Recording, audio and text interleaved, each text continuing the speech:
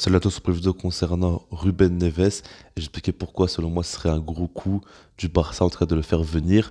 On verra un petit peu par rapport à la possibilité de le faire venir déjà et ensuite je donnerai vraiment mon avis sur le joueur. Alors déjà ce qu'il faut savoir c'est que son agent c'est Jorge Mendes qui est le copropriétaire de Wolverhampton. Non, plus sérieusement, il a beaucoup de joueurs à Wolverhampton et beaucoup de Portugais. Comme vous savez, il y a énormément de joueurs portugais à Wolverhampton et du coup, Ruben Neves en fait partie.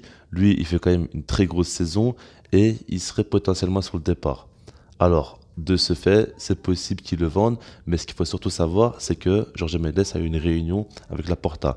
Ils ont parlé de plusieurs joueurs, mais selon les rumeurs, ils ont parlé aussi de Ruben Neves, donc il faut le prendre en compte. Maintenant, je pense pas du tout que ce soit une priorité pour le Barça par rapport au poste, mais il fait partie des joueurs que le Barça cible et j'expliquais pourquoi selon moi ce serait important qu'ils mettent les bouchées doubles. Alors ce qu'il faut savoir c'est que certes, normalement, Kessié devrait rejoindre le club, c'est pas encore officiel, mais de ce qu'on a compris, c'est bouclé.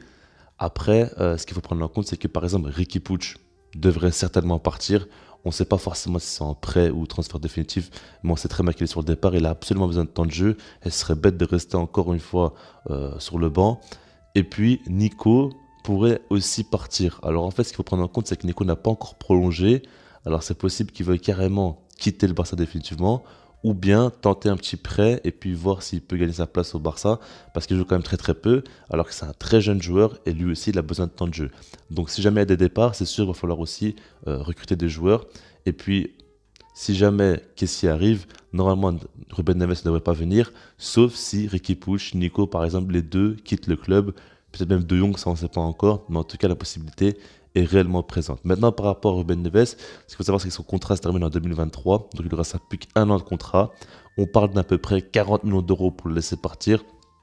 Je pense quand même qu'ils vont demander un peu plus que ça, mais ce qu'il faut prendre en compte, c'est que, ok, du côté de Wolverhampton, ça parle comme quoi c'est un joueur qui vaut énormément pour eux et qu'il va falloir lâcher quand même beaucoup d'argent pour le laisser partir, mais je pense surtout qu'ils veulent le valoriser et que si jamais il part, ça coûtera pas très cher. Et c'est pas forcément en position de force parce qu'il reste plus qu'un an de contrat, il y a pas mal de clubs intéressés, et puis même je pense que lui, c'est le moment pour qu'il quitte Wolverhampton, il est encore assez jeune, il a seulement 25 ans, il sort comme je l'ai dit d'une très grosse saison, donc c'est le moment pour lui de partir. Il y a une tête aussi qui est fortement intéressée, avec Ten Hag, ça pourrait quand même être intéressant pour lui, surtout qu'il connaît déjà la première ligue. Mais en tout cas, au Barça, quand on sait que Busquets ne pourra pas jouer tous les matchs et que Busquets dans les gros matchs des fois il pose quand même problème, avoir un Ruben Neves c'est intéressant. Alors par rapport à son profil, Ruben Neves c'est un joueur déjà qui est déjà assez bien physique, il fait 1m80, maintenant il tient bien sur ses jambes.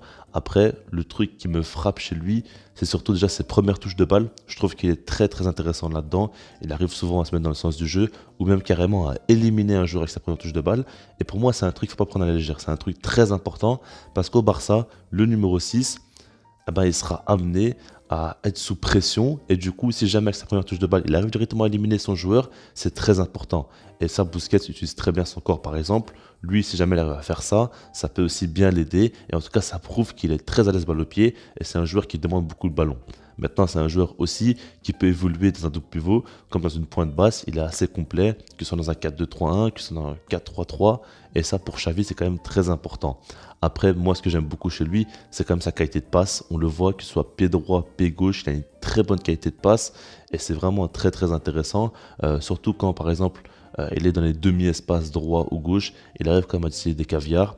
Même pour les phases arrêtées, les coups francs, pour faire des passes, il est quand même très bon aussi. Ruben Neves, même pourquoi pas pour les corners aussi.